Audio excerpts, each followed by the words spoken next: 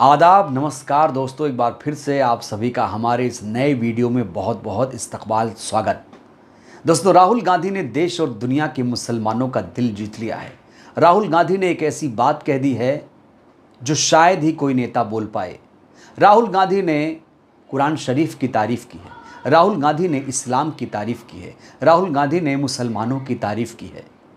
और ये तारीफ़, ये बातें कहीं और नहीं बल्कि देश की सबसे बड़ी पंचायत लोकसभा में प्रधानमंत्री नरेंद्र मोदी के सामने। दोस्तों, बिना देर किए सबसे पहले हम आपको राहुल गांधी का ये बयान सुनाते हैं, जिसके बाद लोग कह रहे हैं कि राहुल गांधी जो प्रेरणा ले रहे हैं ज़िंदगी जीने का, वो इस्लाम और कुरान शरीफ ही है। देखिए ज़रा दोस्तों। लिखा हुआ है कुरान में, the prophet peace be upon him said, he God said, have no fear, I am with you, hearing and seeing। मतलब इस्लाम में भी कहा गया है कि डरना नहीं है। और जब इस्लाम में दुआ मांगी जाती है तो दोनों हाथ से, दाएं हाथ से अभय मुद्रा दिखाई देता है। तो दोस्तों, सुना आपने राहुल गांधी को। राहुल गांधी यहाँ मोहम्मद साहब की, इस्लाम की, कुरान की, मुसलमान की तारीफ़ कर रहे हैं और कह रहे हैं कि मैं डर नहीं रहा हूँ, मैं डरता नहीं हूँ, क्योंकि इस्लाम में कहीं नहीं लिखा है कि डरना है आपको। इस्लाम में लिखा ही नहीं है कि डरना है आपको, क्योंकि इस्लाम में कहा गया है कि डरना मना है, डरना नहीं है। और राहुल गांधी ने दोस्तों जिस अंदाज में प्रधानमंत्री नरेंद्र मोदी के सामने, अमित शाह के सामने ये बातें कह दी हैं, लोग इस समय राहुल गांधी की जमकर तारीफ़ कर रहे हैं। दोस्तों, बहुत सारे लोग राहुल गांधी की तारीफ़ कर रहे हैं। अब देखिए सदब आफरीन क्या लिख रही हैं। राहुल गांधी ने माइनॉरिटी की जगह मुसलमान शब्द का इस्तेमाल किया। राहुल गांधी ने मुसलमानों, सिखों, ईसाइयों के प्रति बढ़ रही नफरत, हिंसा के बारे में जानकारी दी है, बोला है। दोस्तों, जहां एक तरफ राहुल जी ने कुरान, मुसलमान की बात की, तो वहीं पर हिंदू समाज को लेकर एक बड़ा बयान दे दिया और नरेंद्र मोदी को आईना दिखाते हुए कहा कि नरेंद्र मोदी पूरा हिंदुस्तान नहीं है, बीजेपी पूरा हिंदू समाज नहीं है, आरएसएस पूरा हिंदू समाज नहीं है, बीजेपी का मतलब हिंदू नहीं है। और ये जो लोग हैं जो हिंदू हिंदू मुस्लिम करते हैं, ये सिर्फ़ और सिर्फ राजनीति करने के लिए ऐसा कहते हैं और इनको हिंदुओं से, उनकी भावनाओं से कोई लेना देना नहीं है। आइए दोस्तों, ये वीडियो आपको दिखाते हैं।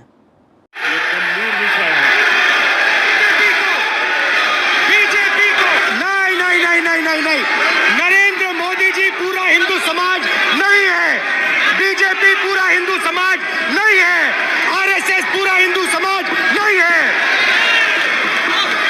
तो दोस्तों, राहुल गांधी ने साफ तौर पर यहाँ स्पष्ट कर दिया है कि जो बीजेपी है वो कोई हिंदुओं की ठेकेदार नहीं है। और मैं डरता नहीं हूँ क्योंकि मैं इस्लाम से सीखता हूँ, कुरान शरीफ से सीखता हूँ। ये राहुल गांधी ने दोस्तों बाकायदा संसद में बयान दिया है। दोस्तों, यहाँ पर एक बड़ा सवाल ये खड़ा हो रहा है कि क्या राहुल गांधी को प्रधानमंत्री 5 साल तक ऐसे बर्दाश्त कर पाएंगे? क्योंकि दोस्तों, मोदी का 2014 का कार्यकाल देखिए और 2019 का कार्यकाल देखिए, उसमें विपक्ष नहीं था, संसद में विपक्ष नहीं था और ये सरकार जो चाहती थी वो करती थी।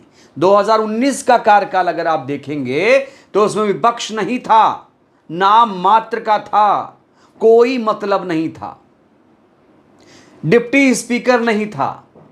लेकिन इस बार 18वीं लोकसभा में डिप्टी स्पीकर भी है, विपक्ष इतना ज्यादा स्ट्रांग है कि नरेंद्र मोदी को दोस्तों जवाब देते नहीं बन रहा है।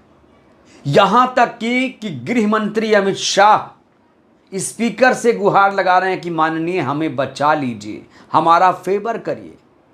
तो दोस्तों, विपक्ष इस समय बहुत ज़्यादा मजबूत है और जो विश्लेषक हैं वो ये मानते हैं कि ऐसे ही रहा तो नरेंद्र मोदी एक दिन खुद इस्तीफा दे देंगे, ये सरकार खुद ब खुद गिर जाएगी। क्योंकि नरेंद्र मोदी को सरकार चलाने की आदत है कमज़ोर विपक्ष के सामने, मजबूत विपक्ष के सामने उन्हें सवालों का जवाब देना पड़ेगा। दोस्तों, आप ये भी याद रखिए, ये जो सरकार है ये पूर्ण बहुमत की सरकार नहीं है, ये गठबंधन की सरकार है, वो इंजन पर ये टिकी हुई डबल इंजन की सरकार है। एक नीतीश कुमार, एक चंद्रबाबू नायडू। नीतीश कुमार कब पलटी मार जाएं ये तो आपको पता ही है, कोई भरोसा नहीं कर सकता उनके ऊपर। बीजेपी को खुद ही नहीं भरोसा है और नीतीश कुमार एक से एक फैसले ले रहे हैं, वो बीजेपी के लिए सिरदर्दी का काम कर रही है। नीतीश जी चाहते हैं कि जातिगत जनगणना हो, बीजेपी ऐसा नहीं चाहती है। नीतीश जी डिमांड कर रहे हैं कि भाई बिहार को विशेष राज्य का दर्जा दिया जाए, विशेष पैकेज दिया जाए, लेकिन बीजेपी इसमें राजी नहीं है। तो दोस्तों प्रेशर बहुत ज़्यादा है इस सरकार पर।